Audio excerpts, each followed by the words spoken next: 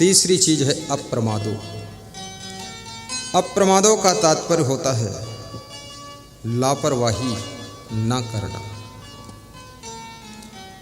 किसी कार्य के लिए कर लेंगे, देख लेंगे, हो जाएगा, क्या जल्दी है, सब बन जाता है, ऐसे शब्दों को बोलने वाले लोग सफल नहीं होते। कर लेंगे नहीं, करना ही है, उनको सफलता मिलती है, उत्थान होता है। धृति स्मृति। और चौथी चीज विदुर जी कहते हैं, हे धृतराष्ट्र, जिनके पास में अथाह धैर्य है, सब कुछ खो जाने के बाद जिनकी हिम्मत, जिनका साहस, जिनकी प्रसन्नता, जिनकी मुस्कान नहीं खोती है, वह लोग सब कुछ खोया हुआ पुनः वापस प्राप्त कर लेते हैं। इसलिए धैर्य रखो, घबराया मत करो। जीवन में कभी कभी ऐसा हो सकता है जो तुमने 10 साल में बनाया है वो 10 मिनट में सब खिसक सकता है, लेकिन बनाने वाले कौन हो? तुम हो। अगर तुम सही जगह पर टिके हुए हो तो कितना ही खिसक जाए वो सब फिर वापस आपके पास आएगा। इसलिए धैर्य टूटने मत दो। और धैर्य की परीक्षा संकट में होती है। 4 चीजों की परीक्षा रामचरितमानस कहता है कि जब मनुष्य के ऊपर कोई दुख आता, संकट आता, तब 4 चीजों की परीक्षा होती है। धीरज, धर्म, मित्र और नारी, आपत काल पर रखिए चारी।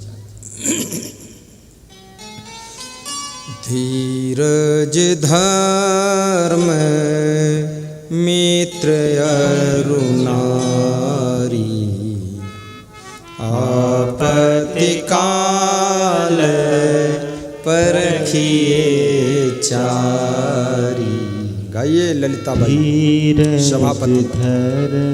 सभापति है ललिताबाई, बड़ा भाई। आपत्ति काल पर रखिए चारी।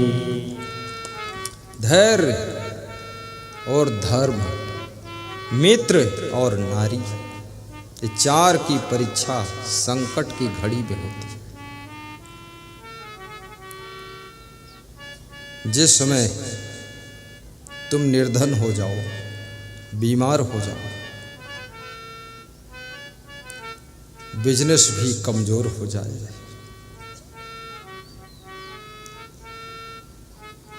बहुत से मुकदमे तुम्हारे ऊपर चलने लग जाए,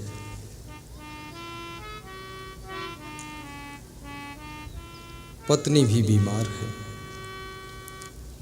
बेटा पढ़ने में कमजोर है, उस समय तुम्हारा धैर्य डगमगाने न पाए।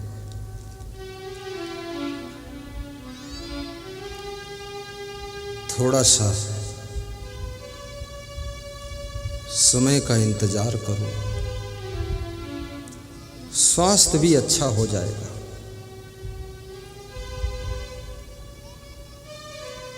बिजनेस भी फिर से संभल जाएगा। आपकी वाइफ की तबीयत भी ठीक हो जाएगी। बेटा भी अगले साल परीक्षा में फर्स्ट डिवीजन पास हो जाए। कभी टिकट नहीं मिला चुनाव में, अपने को नर्वस मत करना, फिर से ट्राई करना। कभी टिकट मिल गया लेकिन चुनाव जीत नहीं पाए, हार गया चुनाव, तो भी दुखी न होना। कभी चुनाव जीत गए लेकिन मिनिस्टर नहीं बनाया गया, उसकी टेंशन में मर मत जाना। और मिनिस्टर बना दिया गया लेकिन पावर नहीं दिया गया, सारा पावर मुख्यमंत्री की मुट्ठी में है।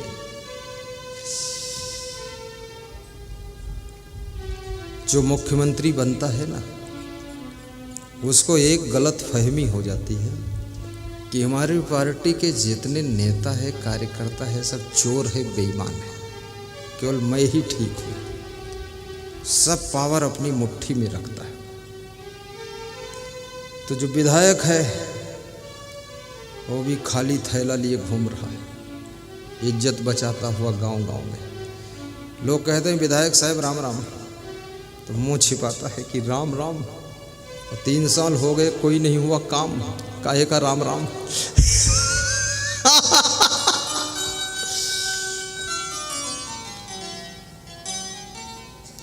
मुख्यमंत्री बन जाओ, लेकिन सारे पावर अपनी मुट्ठी में मत रखो। थोड़ा विधायकों की भी लाज रखो। यही विधायक चुनाव जीत करके तुमको मुख्यमंत्री बनने का सौभाग्य प्राप्त कराते हैं। आज इनको तुम पैरों के नीचे कुचल करके कल आगे बढ़ने की संभावना कर रहे हो। कल तुम इन्हीं के कारण कुचले जाओगे, हारोगे, तुम्हारी हालत पतली हो जाएगी। इसलिए मुख्यमंत्री जी, मूर्ख मंत्री मत बनो, मुख्यमंत्री ही रहो। अहंकार मत करो।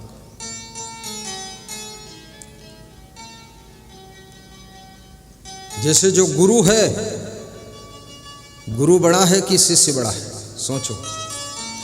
अभी यहाँ कुछ लोग गुरु मंत्र लेने के लिए आए थे हमारे पास।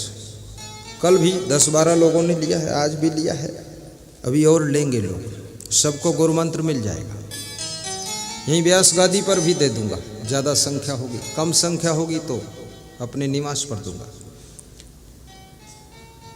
मैंने आपको क्या बनाया? मैं आपको शिष्य बनाता, लेकिन तुमने मुझे क्या बनाया? तुम मुझे गुरु बनाते हो। तो गुरु बनाने वाला बड़ा होता है कि नहीं होता? तुमने तो हमें गुरु बना दिया और हम तुमको शिष्य बनाते हैं।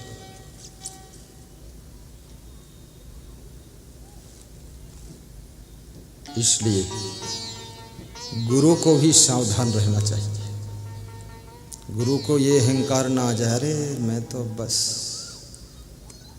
अगर तुम्हारा कोई शिष्य नहीं होगा, तुम्हें गुरु कौन कहेगा? तुम गुरु नहीं बन सकते हो।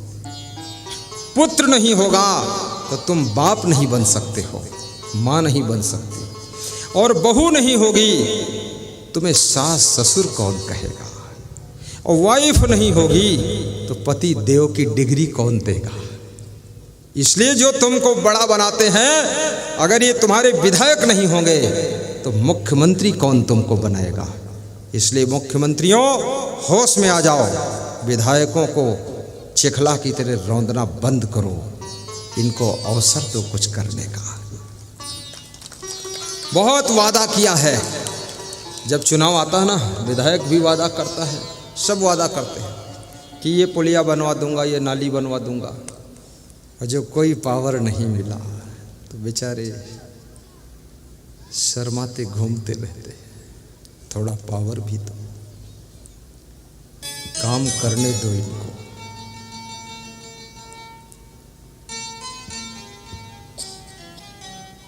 और ये भी याद रखना,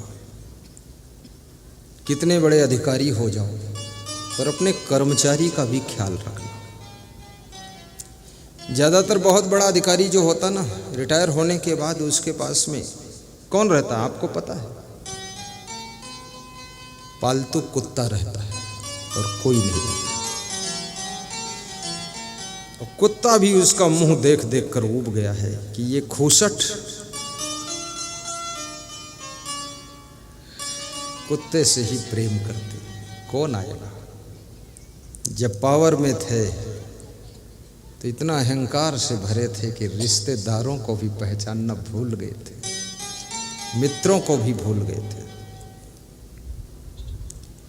अब पावर चला गया तो रिश्तेदारों मित्र तुमको क्यों पहचानेंगे? क्यों पहचानेंगे? मेरे साथ का पढ़ा हुआ एक विद्यार्थी लखीमपुर खीरी में गाड़ी खड़ी हुई, जहाँ आश्रम हमारा, पीछे से दौड़ कर आया। बोला बाबा जी बाबा जी बाबा जी। यूपी में संतों को बाबा जी कहते हैं। हमने कहा आओ पुत्तू लाल आओ, तो इसके आंसू आ गए आंखों में। तो हमने कहा पुत्तू लाल क्यों दुख हुआ? बोले कहाँ आप और कहाँ हम, कक्षा 8 में साथ में पढ़ते थे। बुद्धि नहीं थी बाबा जी, बहुत मास्टर मारते थे हमको, आप देखते रहते थे, प्रेम करते थे। तुमने कहा क्या करते हो पुत्तूलाल? बोले रिक्शा चलाता हूँ।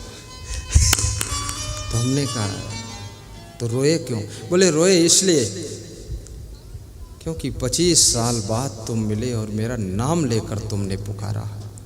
आज तुम तो बहुत बड़े संत हो, आपके पास चरण छूने आने में भी मुश्किल है, लेकिन सड़क पर भी हमको प्रेम कर रहे हो। केला खिलाया मैंने उसको, संतरा खिलाया। हमने कहा पुत्तूलाल तुम भी वही हो, हम भी वही है, फर्क कितना है? हम संत हो गए, तुम रिक्शा चालक हो गए। कभी आना आश्रम और मदद करूंगा तुम्हारी।